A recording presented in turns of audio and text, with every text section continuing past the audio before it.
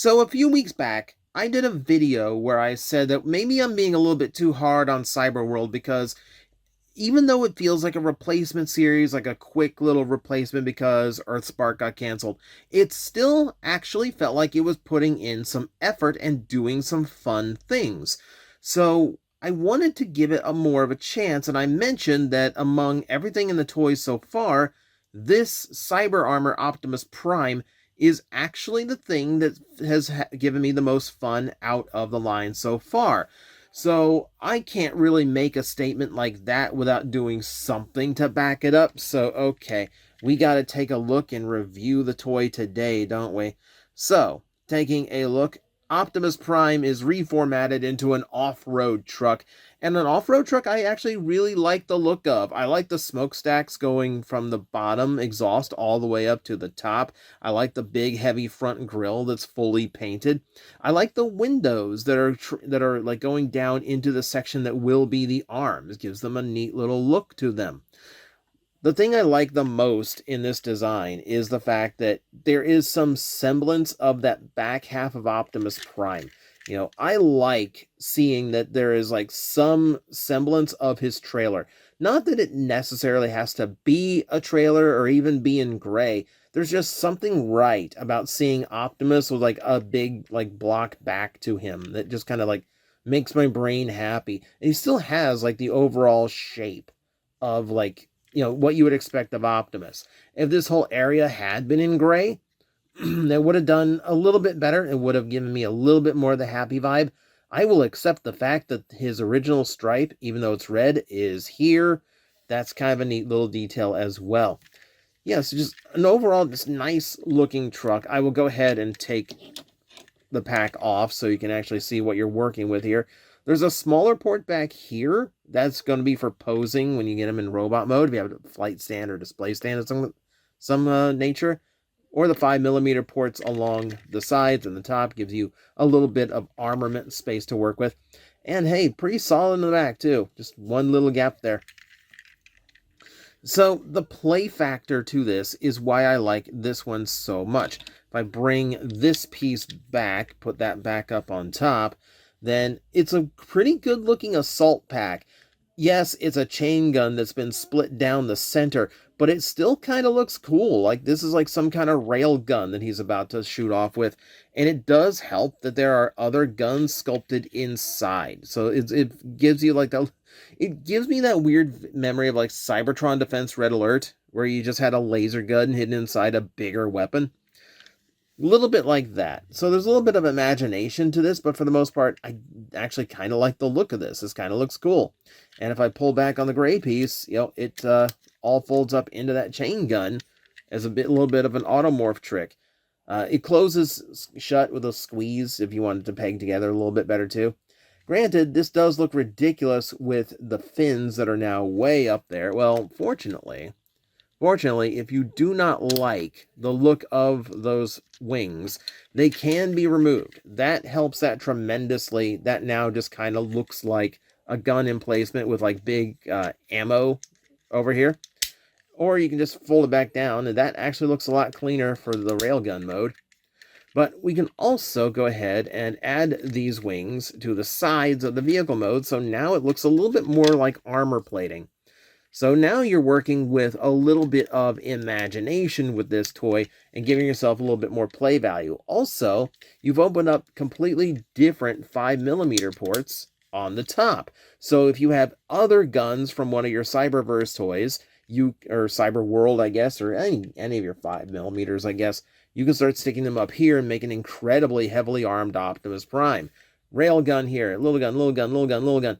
Very, very armed to the teeth. So now you're working a little bit more of like interactivity with other toys as well.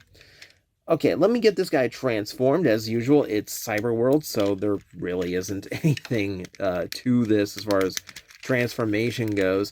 So you just kind of start wiggling things free. I'm going to start by getting the arms pulled out. They're on ball joints, so you can kind of just wiggle them out of place, start unclipping things. All we really need them to do is be free of the legs so we can get those extended and get those out. And then the whole automorph thing. Go ahead and pull that whole section down to flip the front downward and reveal the head. That's all you really need to do for transformation. It's Cyberworld, it's a kid's line, it's supposed to be simple. At least it's a satisfying simple. I will give it that. I mean, Cyberverse toys are mostly one trick at this point, but you know what? I'm starting to like the trick. I'm not going to lie here. The Optimus itself is actually a fun little design. So this is the sculpt where they actually let him have his mouth with no faceplate blocking it. I'm not quite a fan of that sculpt. I do kind of wish it was a faceplate, but it makes it different from the previous Optimus Prime, so I can understand why they did it. Same reason the Bumblebee in this range, and the new off-road Bumblebee has a battle mask. You know, just to make sure there's a little bit of difference between the two. I like the color choices that went on here. The big grill makes for a really cool looking heavy chest. The blue forearms give me this little bit of Armada vibe, and I really wish the front end of this truck was redesigned to lean into that, to make this guy like a tiny little or Armada Optimus Prime homage.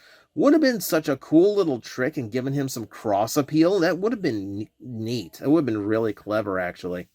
Everything else is basically standard Optimus Prime. The blue pelvis is a little bit different, but I think I kind of like that over just solid gray from top of chest, you know, from chest all the way to knee. But it looks good. I like the overall look of the toy.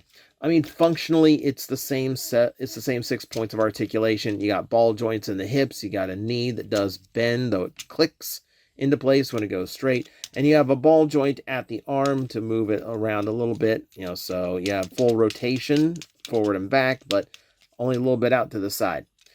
So yeah, you're getting a very basic standard action figure out of this, and that's pretty much what you expect. Don't expect anything more from Cyberworld, no matter what the design is.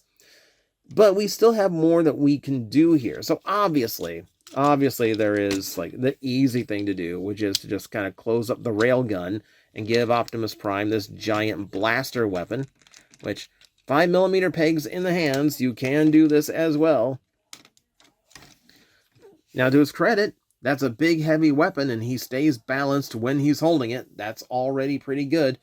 You can reattach the wings, obviously, if you want that to be part of the look, but I have a nicer idea for said wings. So, again, this is where you get into, like, the using your imagination thing. I know, it's a scary word for those who live in the internet age where everything is interactive and immersive, but sometimes you need to let your brain do the work for you. I'm going to reattach the wings into their normal orientation. And I'm just going to slap this thing upside down and give my Optimus Prime a jetpack. Again, little ways you get to play around with it. Come up with something of your own. This is where I started to really appreciate Cyberworld. And then I started noticing other figures did similar things. Like the Cyber Armor Bumblebee had blades that you could do the same thing with. They're on 5mm pegs.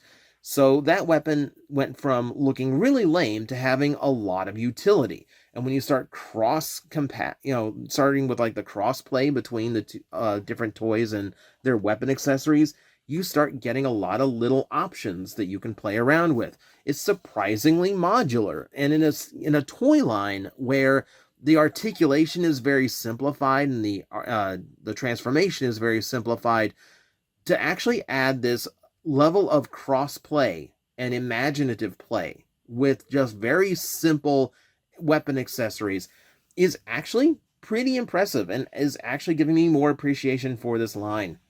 So, in a nutshell, that is Cyberworld Cyber Armor Optimus Prime. I just now realizing I don't remember if I'm saying this line's name correctly, if I've got the name correct. I will make a correction at the beginning of the video just in case, but I think I'm good. Point being, this is a surprisingly fun toy for its size and simplicity. Nice desktop Optimus Prime if you just need something to fiddle with. So, that is it for me defending Cyberworld for another day. And tune in tomorrow. I have no plans for what I'm going to be reviewing. So, you'll just have to tune in and find out for yourself. Hello everyone, I am Astral Agent Magnetar, a Tokusatsu VTuber, and I am streaming 4 times a week over on Twitch, Monday, Tuesday, and Wednesday afternoons, and a special late night one on late Friday/early Saturday. So come watch, come hang out, and let's make an impact together.